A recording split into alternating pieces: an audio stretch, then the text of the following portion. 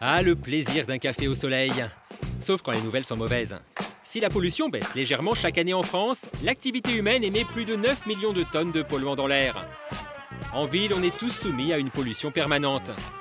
Et Chloé, dans les rues de Paris, elle subit. La crasse, les odeurs, les déchets en tout genre, la fumée. Elle en peut plus, Chloé. Bon, les amis, aux grands mots, les grands remèdes. Vraiment plus possible. C'est vrai que le masque, ça semble une solution pour respirer enfin dans nos villes. D'ailleurs, Chloé, elle a fait des envieux. La limite du plan de notre pigeon, c'est qu'elle refuse de porter ce masque chez elle. Bon, je risque pas de nettoyer la ville, mais je vais aller faire quelques courses pour récurer chez moi, parce que là, je me sens dégueulasse. Des emplettes qui commencent par des produits de nettoyage. Bon ménage, ouais. C'est gentil. Et on n'oublie pas les produits pour que ça sente bon chez Chloé. Achetés dans une boutique nature, quand même. Le plus ancien désodorisant naturel de l'air ambiant. Ah ça marche super bien. Ah, tant mieux. Mais Chloé doit aussi se débarrasser des bactéries invisibles. Et pour ça, on met le paquet et on s'équipe en pharmacie. Ah, ça c'est super. Ça c'est bien. C'est pas des choses qui vont faire bien. Ouais, ça va pas me provoquer des allergies et tout ça, c'est naturel, quoi. Chloé est quasi prête. Reste un dernier détail, de la verdure. Tout le monde le dit, c'est dépolluant.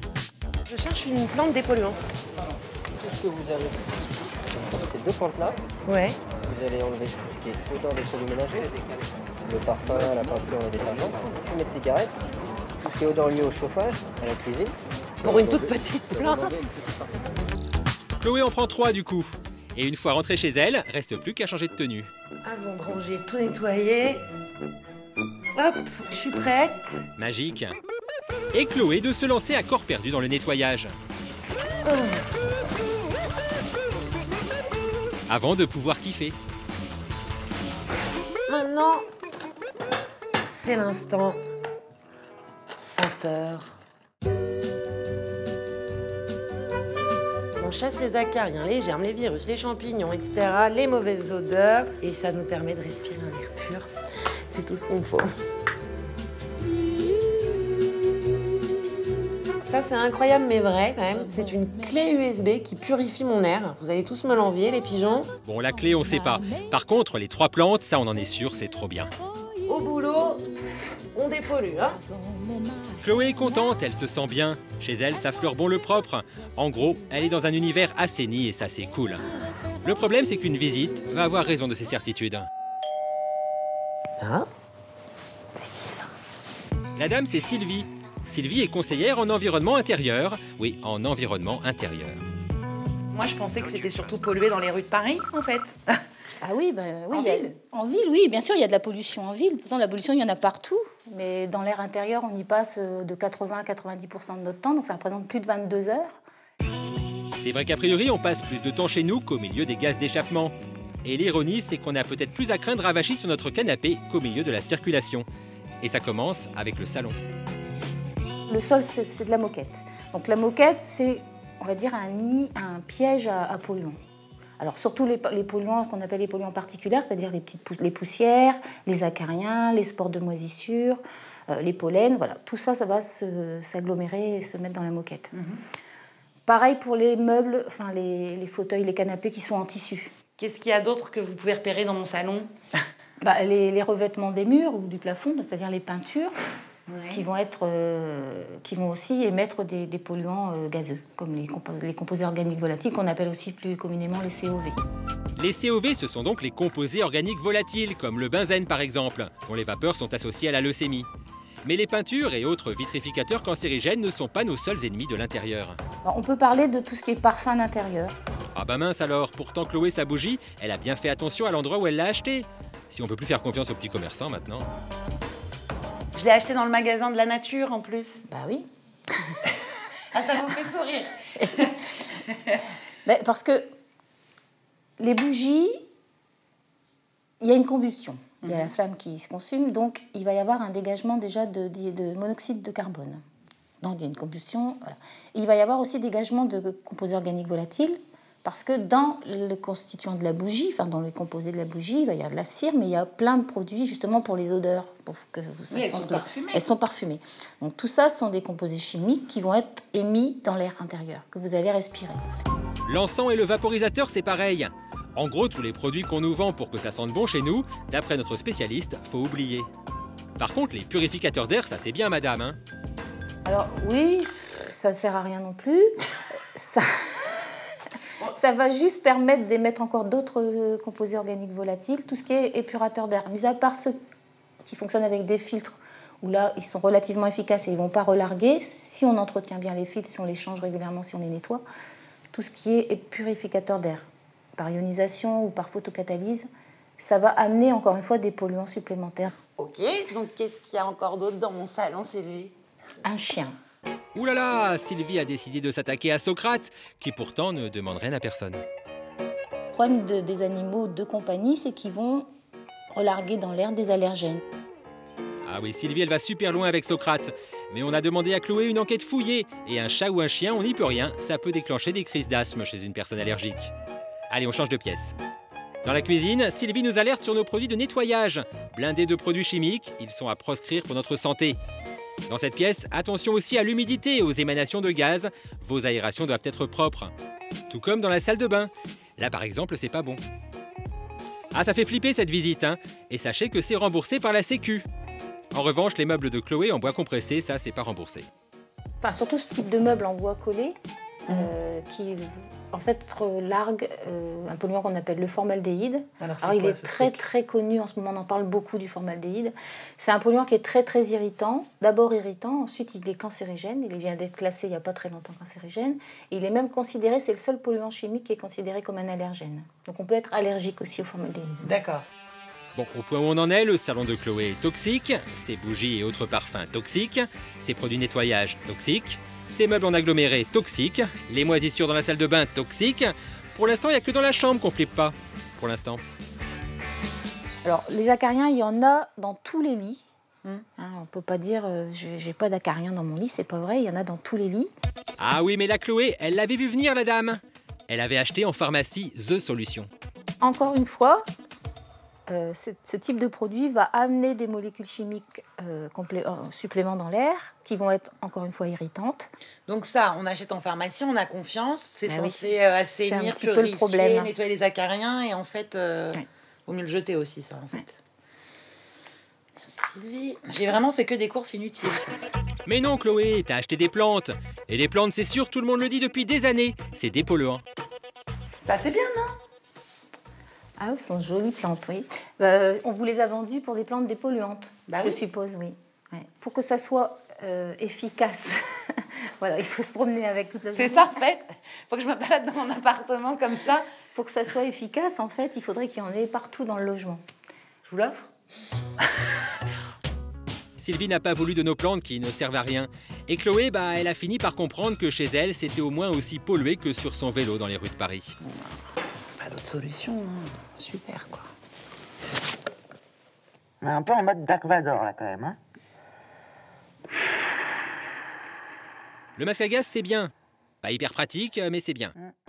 Chloé a quand même décidé de s'en remettre au service conso des marques. Et oui, sur chaque produit, il y a un petit numéro de téléphone.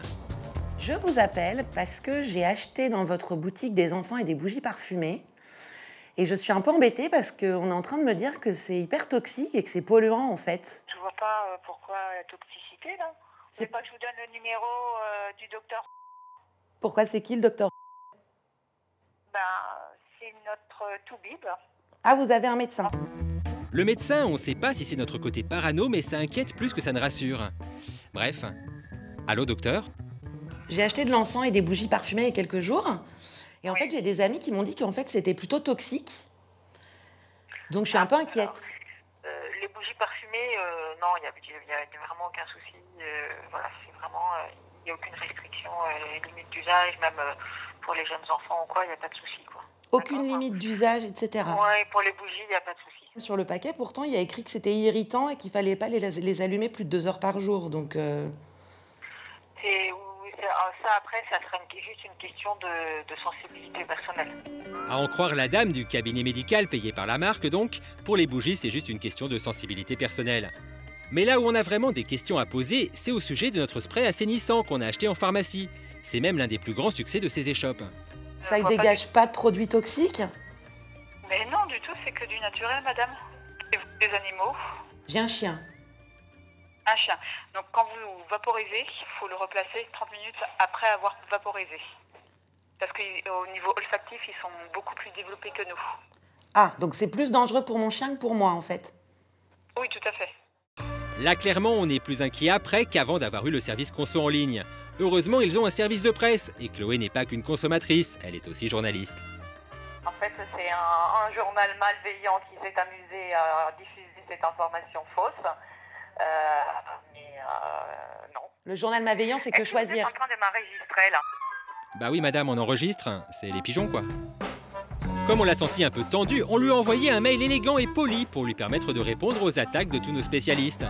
Un mois après, on n'a toujours pas eu de réponse. Qu'à cela ne tienne, avant de nous raccrocher au nez, la dame, elle nous a donné envie de rencontrer la responsable de l'enquête sur son spray 100% naturel. Vous savez, le journal malveillant. Dans le numéro dans lequel on a publié sur...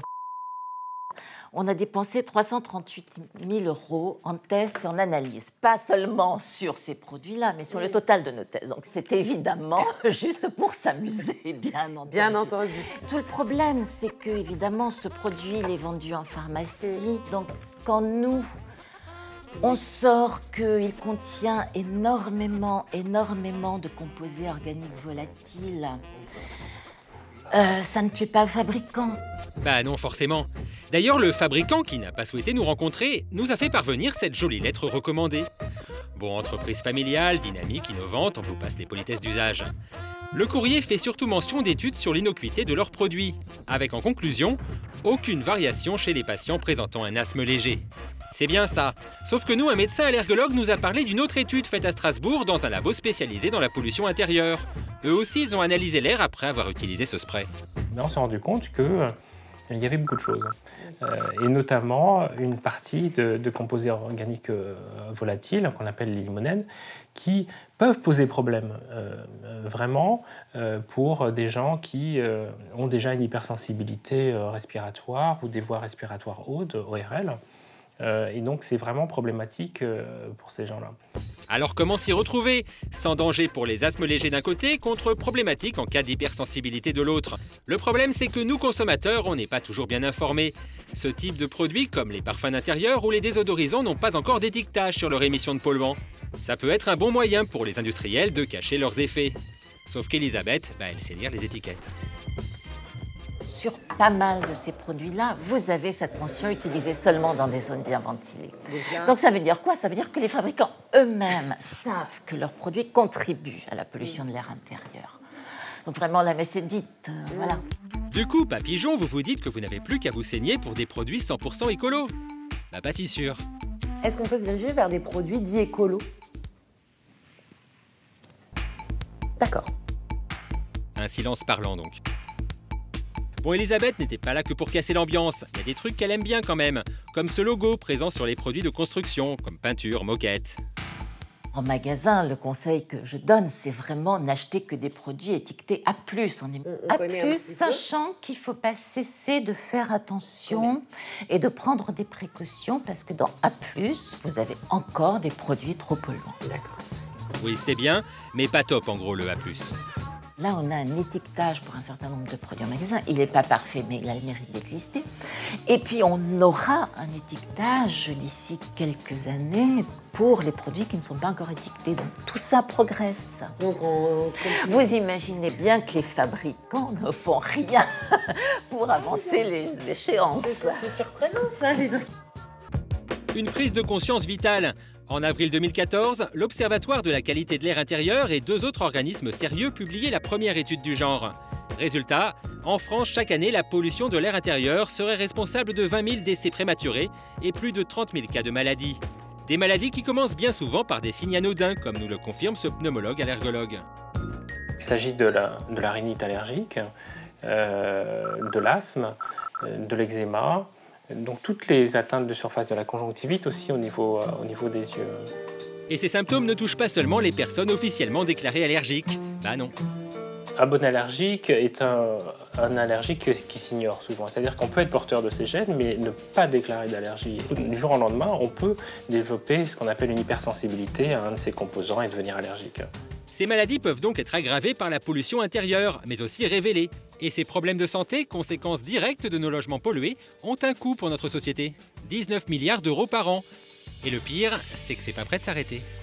Il n'y a pas une semaine, un mois où on va sortir un nouveau produit, une nouvelle molécule sur laquelle on a rajouté, enlevé quelques éléments pour éventuellement contourner la loi et qui finalement va avoir peut-être le même effet délétère ou toxique. Retournons dans l'appartement de Chloé, car il existe quelques gestes simples et pas chers pour en réduire les risques. Conseil numéro 1, ouvrez vos fenêtres au moins 15 minutes par jour. Si l'air est pollué à l'extérieur, faites-le plutôt le soir. Conseil numéro 2, si vous achetez des meubles en contreplaqué, laissez votre carton ouvert quelques jours en extérieur avant de les monter. Mais bon, mieux vaut leur préférer des meubles en bois massif ou en verre. On peut en trouver à des prix abordables sur les brocantes ou sur internet. Conseil numéro 3, évitez de passer le balai et oubliez vos aspirateurs lambda. Achetez des aspirateurs HEPA qui filtrent l'air. C'est l'arme secrète contre les particules et allergènes. Conseil numéro 4, nettoyez vos aérations tous les 2 mois. Conseil numéro 5, à mort les acariens. Et là, une bonne nouvelle, mieux vaut ne pas faire son lit et le laisser ouvert. Privilégiez les sommiers à latte et achetez des housses anti-acariens lavables plutôt que des matelas spécialisés pleins de produits chimiques. Voilà, on se sent déjà mieux et Chloé respire. Elle respire surtout parce qu'elle a jeté tous les produits malsains qui polluaient son air. Le problème, c'est que maintenant, elle n'a plus rien pour nettoyer son appart. Heureusement, il y a Valérie qui anime des ateliers sur la pollution intérieure. Alors c'est simple, moi je vais te proposer des produits qui vont te remplacer tout ce que tu as sur la table. Et elle a plus d'un tour dans son sac, Valérie. Incontournable vinaigre blanc. Sur ta lessive, par exemple, tu mets ta lessive. Tu mets de l'adoucissant dans ta lessive? Non, parce que je suis allergique. Ouais, et ben tiens, si tu veux quand même que ton linge soit doux, qu'il soit moins tendu, tu sais, et en plus le désodoriser, vinaigre blanc à la place dans ton bac d'adoucissant. Ça désodorise, ça désinfecte, ça permet de détartrer, ça... C'est vraiment un produit... Ouais, c'est un produit miracle. C'est un produit vraiment indispensable, quoi. Ok pour le vinaigre blanc, mais elle a apporté quoi d'autre, Mary Poppins? Remonte-moi. Tadam. D'accord. C'est quoi ça? C'est un bas. Alors Okay. ça, tu le passes sur ta robinetterie en inox. Tu frottes bien et tu fais partir toutes les traces de calcaire. Ça veut dire que tu as zéro produit, sans le mouiller, sans rien. Ok, un bas, super. Quoi d'autre? Alors tu sais quoi? Eh ben tu vas bosser. Ça m'aurait étonné. Alors pour fabriquer un désinfectant multi-usage par exemple, ajoutez dans une petite bouteille une cuillère à soupe de bicarbonate de soude, un tiers de vinaigre blanc. Attention, ça mousse. Regardez les amis. Hein, preuve que c'est actif quand même. Hein. 2 tiers d'eau, une dizaine de gouttes d'huile essentielle seulement, et on peut mélanger plusieurs parfums. Et il suffit ensuite de secouer doucement. Mais attention aux huiles essentielles quand même. Hein. On les met avec parcimonie, on fait des tests avant de sensibilité. Si on est enceinte ou si on a des enfants en bas âge, on s'en passe. Pour faire un produit nettoyant, ajoutez seulement à ce mélange un peu de savon noir. L'avantage du désinfectant, quand tu as tout que ton désinfectant, c'est que tu rinces pas. Tu vaporises ou tu passes. Ah, c'est ça, tu rinces c'est pas mal quand même. Le nettoyant, quand même, faut le rincer. Faut le rincer. D'accord. Donc c'est bien d'avoir les deux quand même. Bah, c'est pas mal d'avoir les deux. Valérie nous propose aussi un produit pour nos surfaces en bois ou les meubles contreplaqués. Mélangez dans une petite bouteille 5 cuillères à soupe d'huile d'olive et 5 cuillerées de jus de citron. L'huile d'olive va nourrir ton bois et le citron va avoir un pouvoir dégraissant qui fait que quand tu vas passer ton doigt, ça ne va pas être gras. 5 gouttes d'huile essentielle et on mélange. Voilà, tu as ton produit miracle pour les meubles que tu appliques avec la Impératif, le chiffon microfibre. Pour désodoriser la maison sans la polluer, voici une dernière recette de grand-mère, enfin de Valérie. Dans 9 dixièmes d'eau déminéralisée, ajoutez 1 dixième d'alcool de fruits blancs à 40 degrés. Oui, j'imagine qu'il ne faut pas prendre brun, sinon ça tâche partout. Tu imagines bien. Et enfin une trentaine de gouttes d'huile essentielle. Et voilà, c'est fait. Merci Valérie. Résultat, Chloé a pu enfin redonner leur liberté aux plantes dépolluantes, qui n'en sont pas. Même si vous ne dépolluez pas nos intérieurs, il ne faut pas oublier que la pollution, vous la subissez aussi. Il n'y a pas que les hommes dans la vie et malheureusement, à cause de nous, c'est aussi la cata pour vous, quoi. Salut les filles, bon courage.